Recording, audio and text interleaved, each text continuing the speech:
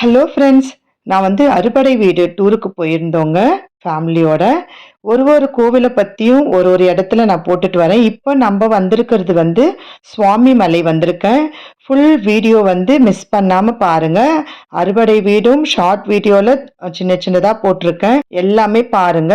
வெளியில தான் நம்ம வீடியோங்க எடுக்க முடியுங்க. நம்ம உள்ள அலௌடு கிடையாதுன்றதுனால நம்ம லைன்ல நிக்கிற அந்த டைம் எல்லாம் நான் எனக்கு கிடைச்ச அந்த டைமை நான் வீடியோ எடுத்துக்கினேன். ரொம்ப சூப்பரா இருந்ததுங்க. சுவாமி மலை அதாவது வார்த்தையால சொல்லவே முடியல. முருகர் ஒரு 5 வயசு பையன் அந்த சைஸ்ல தான் முருகப்பெருமான் சிவபெருமானுக்கே பாடம் அளித்ததா மாதிரி ஒரு சிலை வடிவமைப்பு.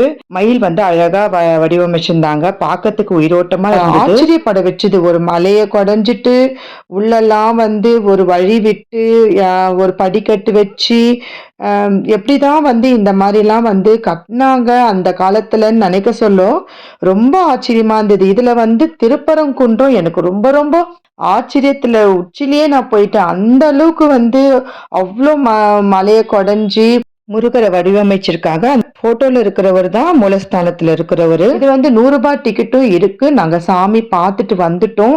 நாங்க பொது வழியில தான் போயிட்டு வந்தோம். காலையில நாங்க போனதுனால கூட்டம் அவ்வளோ கிடையாதுங்க. ரொம்ப அருமையா இருந்தாரு. வார்த்தையால சொல்ல முடியல. நாங்க கும்பிட்ட இந்த பலன் இந்த வீடியோ பார்க்குற எல்லாருக்குமே அந்த பலன் கிடைக்கட்டும்னு சொல்லிட்டு முருகப்பெருமான் கிட்ட வேண்டிக்கிறேன். இதுக்கு அப்புறம் நாங்க பழமுதிர்ச்சோலை போறோம். பழமுதிர்ச்சோலை ஒரு சின்ன கோவில் தாங்க.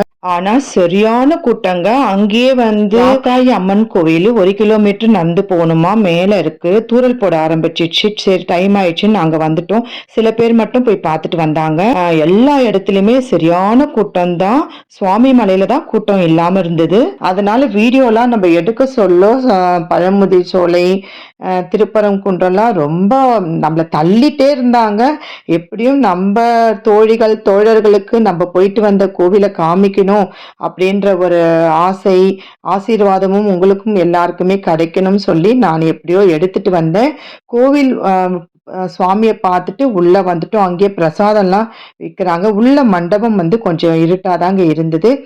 கோவிலுடைய வரைபடம் அழகா மரத்துல செதுக்கி வச்சிருந்தாங்க.